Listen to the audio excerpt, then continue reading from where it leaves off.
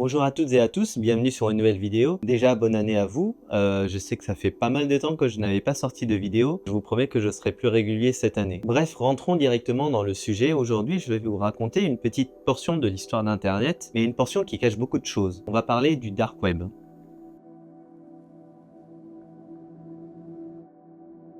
Avant de commencer, laissez-moi vous dire un truc essentiel. L'objectif ici, c'est de vous faire découvrir ce qu'est le Dark Web depuis l'Internet visible, YouTube, Reddit, les sites d'actualité, etc.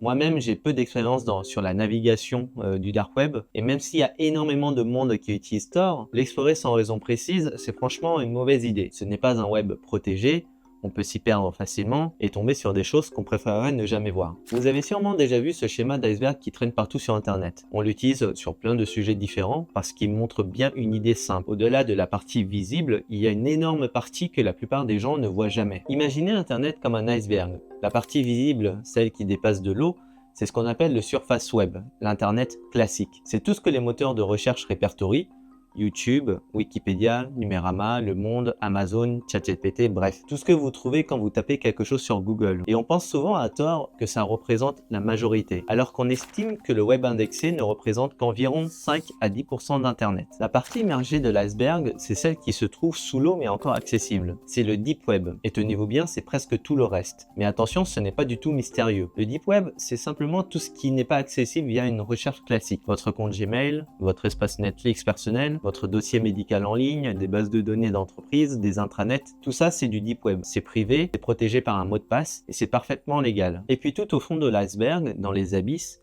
il y a le Dark Web, une infime partie d'Internet, et là c'est une autre histoire. Pour y accéder, on passe généralement par Tor et on peut tomber sur des sites avec des adresses, disons, très étrange. Et c'est cette partie-là que je vais essayer de vous présenter. Mais pour comprendre à quoi ça sert, il faut revenir à l'origine. Comment c'est né et pourquoi. L'histoire commence au début des années 1990, avec Paul Siverson, un type avec un doctorat en philosophie et un master en mathématiques. Paul tombe sur une annonce du laboratoire de recherche de la marine américaine. Ils cherchent des cerveaux pour leur division informatique. Et là, on peut se dire, ok, mais quel rapport avec la philosophie? Sauf que les problématiques de sécurité informatique demandent souvent un esprit capable d'abstraction très poussée. Et finalement, qui de mieux qu'un philosophe pour réfléchir aux questions existentielles de la communication numérique? Paul décroche le poste et voilà son premier gros problème. Comment permettre à deux personnes de communiquer sur Internet sans qu'un tiers puisse savoir qui parle à qui? Imaginez un agent secret qui doit contacter sa base sans révéler sa position. C'est exactement ça le défi. En 1995, Paul a une idée qu'il appelle le routage en oignon. Imagine un agent secret qui doit envoyer un message à sa base sans qu'on puisse remonter jusqu'à lui. Au lieu d'envoyer le message en ligne droite, il le fait passer par plusieurs intermédiaires. Chaque intermédiaire ne sait qu'une chose, à qui il reçoit le message et à qui il doit le transmettre.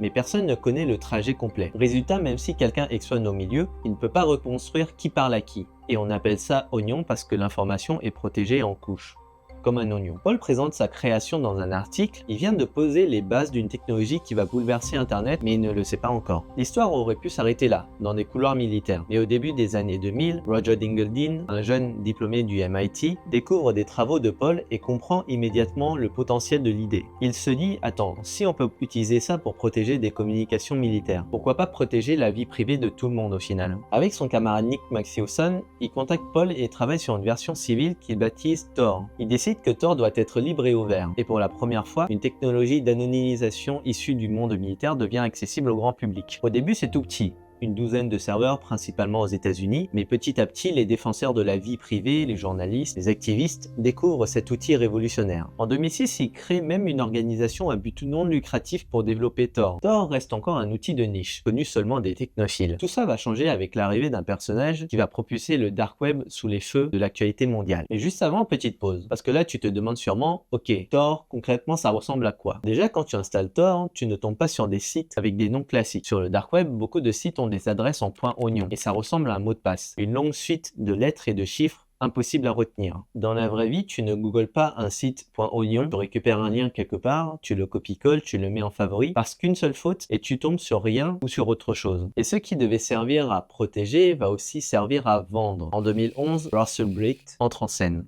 Russell Britt, 27 ans, diplômé en physique, découvre Tor et Bitcoin. Et là, il a une idée qui va révolutionner le crime et ruiner sa vie. Ross, ce n'est pas le stéréotype du dealer de rue. C'est un intellectuel qui croit dur comme fer au libre marché. Il regarde Tor et Bitcoin et il se dit, si je combine ces deux technologies, je peux créer un marché parfaitement libre sans intervention gouvernementale. Et c'est comme ça que naît Silk Road, la route de la soie numérique. Ross prend le pseudo de Dread Pirate Robots et développe tout un écosystème. Système de notation, forum, service client, on se croirait sur Amazon. Et ça marche. En quelques mois, Silk Road attire des milliers d'utilisateurs et génère des millions de dollars. Ross a créé sans le vouloir le premier grand marché noir numérique grand public. Mais cette notoriété attire aussi l'attention du FBI. Octobre 2013, Ross est tranquillement installé dans une bibliothèque publique de San Francisco, connecté à Silk Road sur son ordinateur portable. Il ne sait pas que des agents du FBI l'observent depuis des semaines. Il l'interpelle en pleine session, saisit son ordinateur encore ouvert avec toutes les preuves, l'empire s'effondre en quelques secondes. Ross est condamné à la prison à vie en 2015 et Trump le gracie en janvier 2025. La fermeture de Silk Road déclenche une prolifération de sites similaires. Ross a révélé au monde l'existence de cet internet parallèle que très peu de gens connaissent à l'époque. Et là, vous allez peut-être me dire, donc en gros, cette partie d'internet ne sert qu'à vendre de la drogue.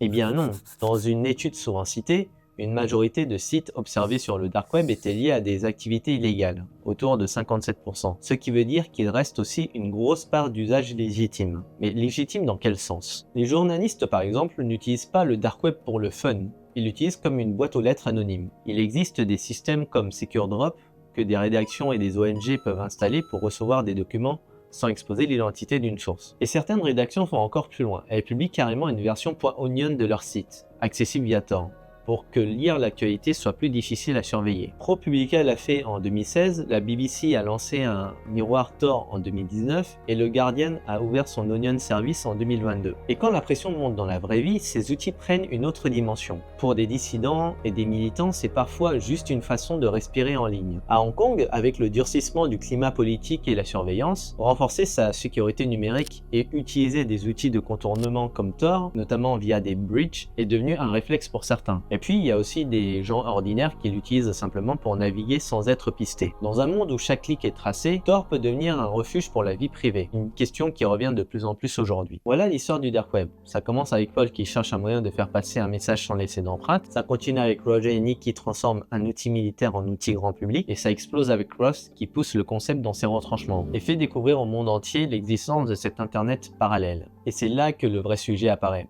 La technologie n'est ni gentille ni méchante.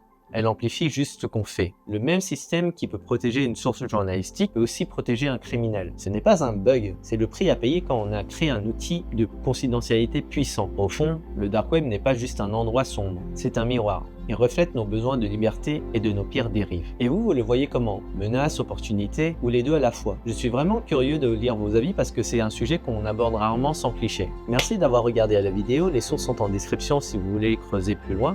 Et on se retrouve très vite pour une nouvelle plongée dans les profondeurs des web. Salut!